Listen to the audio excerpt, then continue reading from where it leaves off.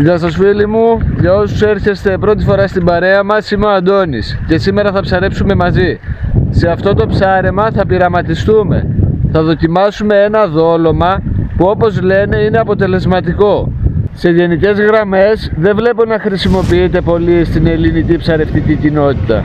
Για να δούμε σε σύγκριση με άλλα γνωστά δολώματα πώς θα τα πάει.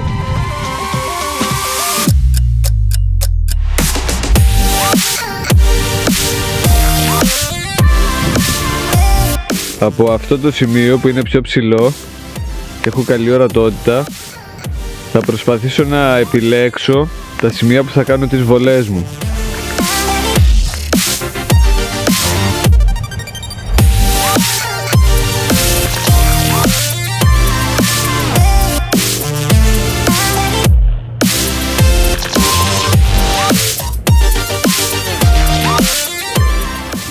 Η Αυστραλιανή εταιρεία διατηρεί ειδική φάρμα καλλιέργειας δολωμάτων και μέσω αυτής παράγει αυτά τα δολώματα που είναι αποξηραμένα με ειδική διαδικασία και όπως υποστηρίζει είναι πολύ αποτελεσματικά. Σήμερα θα τα δοκιμάσουμε σε σχέση με άλλα δολώματα που χρησιμοποιούμε στις θάλασσές μας για να δούμε αν μπορούν να συγκριθούν. Γεια σας παιδιά, είμαι ο Μανώλης, ο κουμπάρος του Αντώνη. Εγώ θα ρίξω με τραβέτο και έχω βάλει καλαμαράκι φρέσκο. Θα κάνουμε σύγκριση στα δολώματα του Αντώνη με τα φρέσκα δολώματα.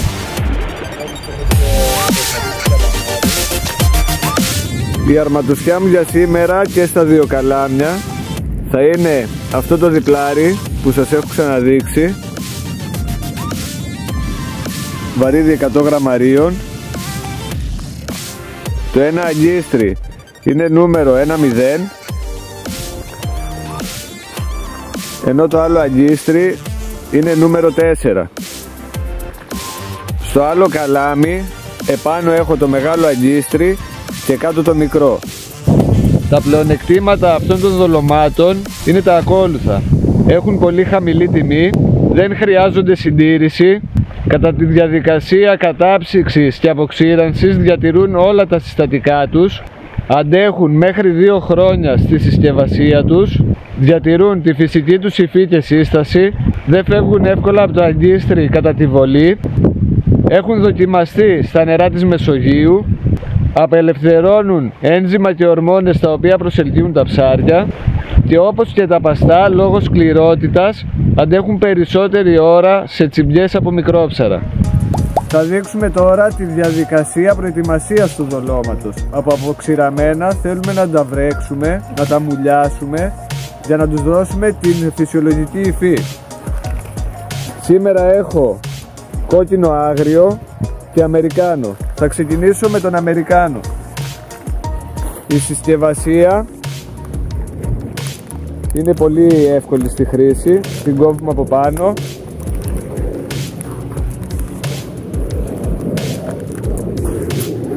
Και ανοίγουμε από εδώ.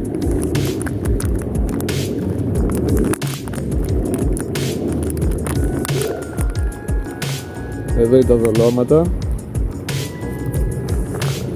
Και παίρνουμε όσα θέλουμε να χρησιμοποιήσουμε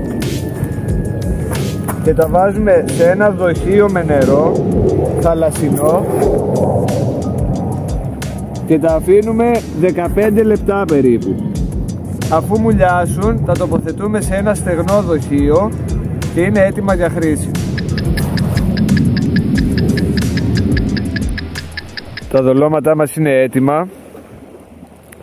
Θα ξεκινήσω με παστή μάνα και το δόλωμα που θέλουμε να δοκιμάσουμε.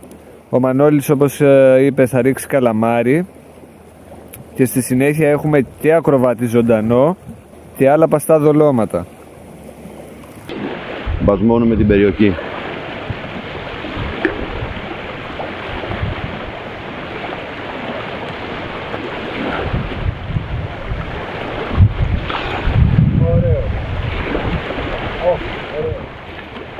Είμαι έτοιμος να ξεκινήσω, έχω δολώσει. Στο ένα αγκίστρι έχω βάλει τη μάνα Ενώ στο άλλο έχω βάλει το δόλωμα που θα δοκιμάσουμε. Σήμερα χρησιμοποιώ διπλάρια για να είναι η σύγκριση όσο γίνεται πιο δίκαια. Θέλω τα δολώματα που θα συγκρίνουμε να πέσουν στο ίδιο σημείο.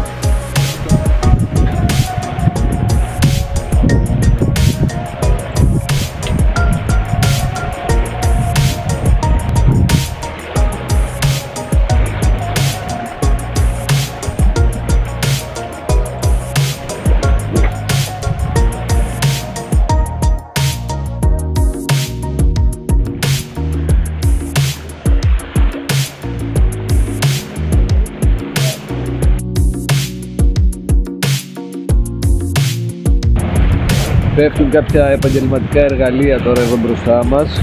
Ελπίζω να μην μας επηρεάσει αρνητικά.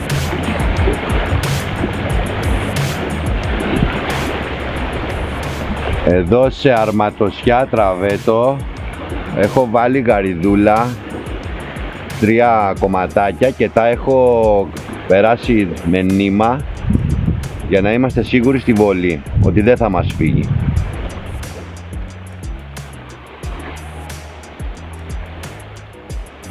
Επόμενη αρματοσιά σε σειρώμενο μεσίσι, σαρδέλα σε πολυάγκιστρο.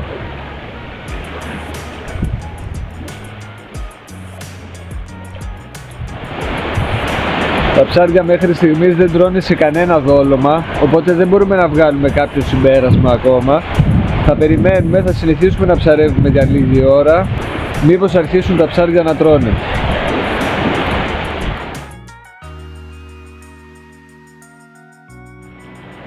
Είμαστε αρκετές ώρες εδώ, τα ψάρια δεν τρώνε καθόλου, συνηθίζεται η κατάσταση να μένει έτσι. Θα πάμε αύριο σε άλλο σημείο με τα ίδια δολώματα για να κάνουμε την ίδια δοκιμή.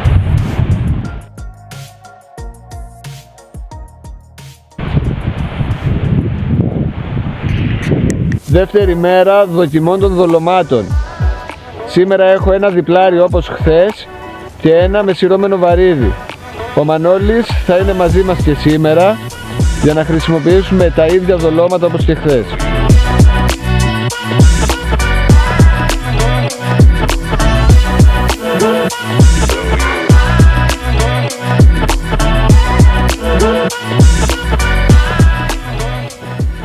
Έτοιμος για την πρώτη βολή, παστή μάνα και το δόλωμα που δοκιμάζουμε.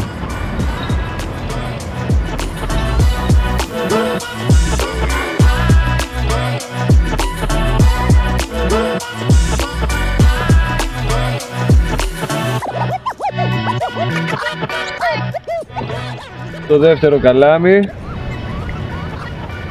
παστομένη μάνα.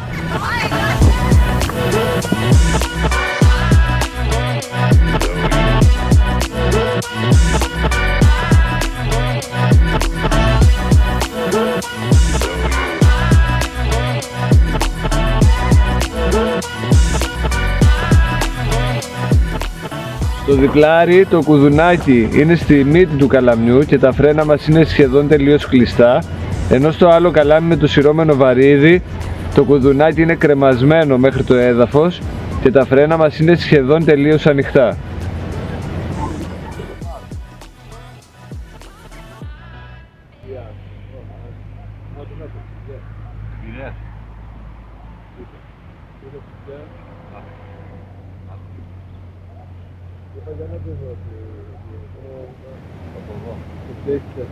Και εσύ πρέπει να τσεκάρεις το πράσινο. Και η μπισέη, αφού είναι στη βάση.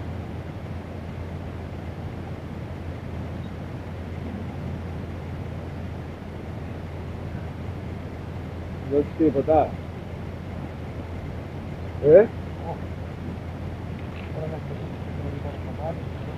Μπορεί. Έχει.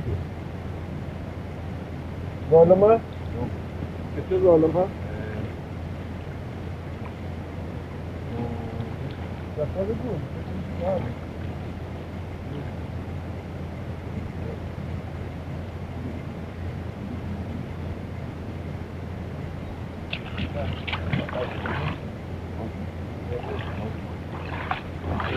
Thank you.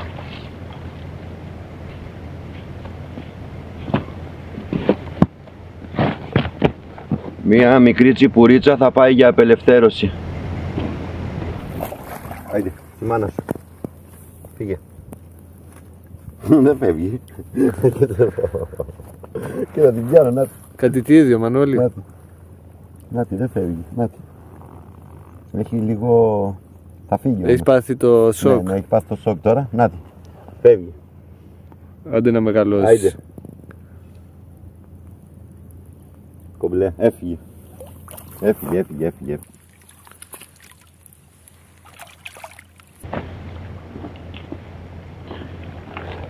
Εμείς εδώ πέρα στη Λίμνο το λέμε καρκινάδια. Σε άλλες περιοχές μπορεί να λέγονται σκαρτσίνια. Είναι κελυφώδες και μέσα έχει αυτά εδώ τα μικρά, τα καμπουράκια, εδώ πέρα. Εγώ έχω βάλει 3-4 μαζί. Είναι ένα πολύ καλό δόλωμα για τσιπούρες, το οποίο το βγάλαμε εδώ πέρα στην παραλία. Για να δούμε αν θα δουλέψει. Δεν έχει αρκετά, έχει μερικά. Βγάλαμε μερικά. Να κάνουμε ένα πείραμα.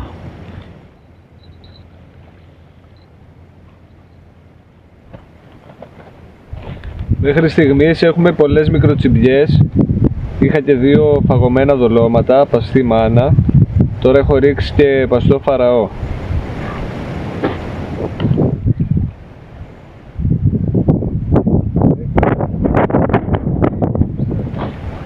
Η δολοσιά από φαραώ στο διπλάρι φαγώθηκε, αλλά το δόλωμα που δοκιμάζουμε όχι.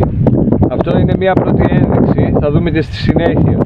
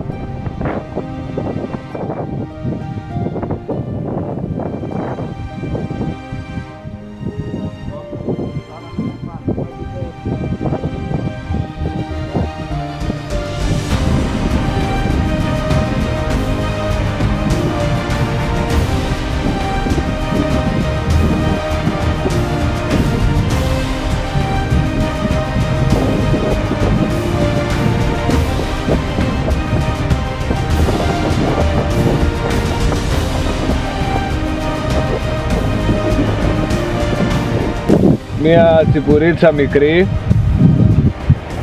στο φαραώ, παστό φαραώ. Το δόλωμα που δοκιμάζουμε είναι πάνω.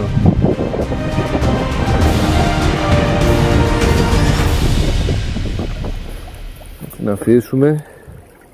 Τώρα τι να βάλω, τι δόλωμα να βάλω, να βάλω πάλι τέτοιο κουλική. Φεύγει. Φεύγει. Έλα, κομπλέ. Έπαθε το πρώτο σοκ. Εντάξει, φεύγει. Έλα, κομπλέ. Έφυγε, Έφυγε.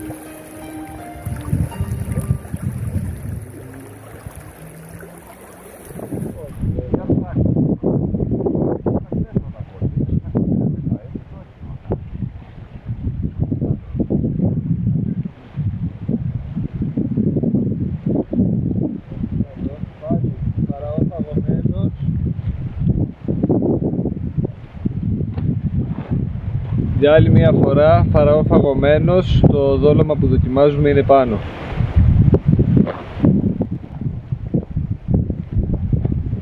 Αυτή τη φορά σε μικροτσιμπιές φαγώθηκαν και τα δύο δολώματα στο διπλάρι. Θέλω να δω να βγάζει έστω ένα ψάρι αυτό το δόλωμα. Αυτή τη φορά στο διπλάρι έβαλα και στα δύο αγκίστρια το δόλωμα που δοκιμάζουμε.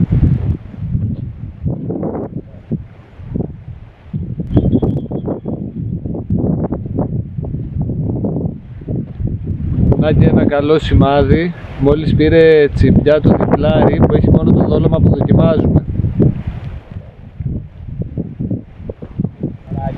Θέλεις ψάρι? Ναι.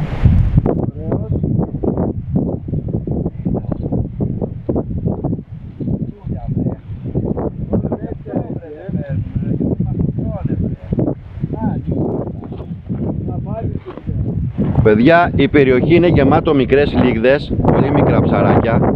Εδώ μια τσιμπουρίτσα μικρή, θα την αφήσω να ζήσει, απελευθέρωση.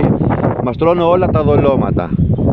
Τσιμπιές πολλές, αλλά είναι από μικρά. Το αφήνω γρήγορα για να μπορέσει να επιβιώσει.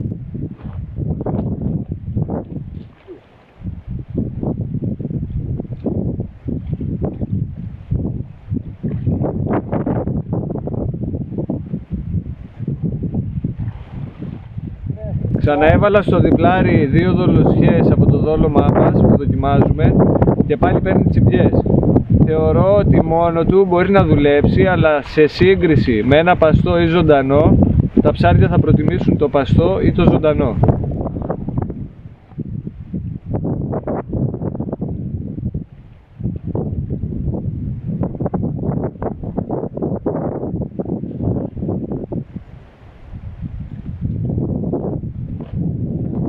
Όπως είπε και ο Μανώλης, μόνο μικρά. Αυτή η λίγδα είναι από τις πιο μικρές που έχω πιάσει.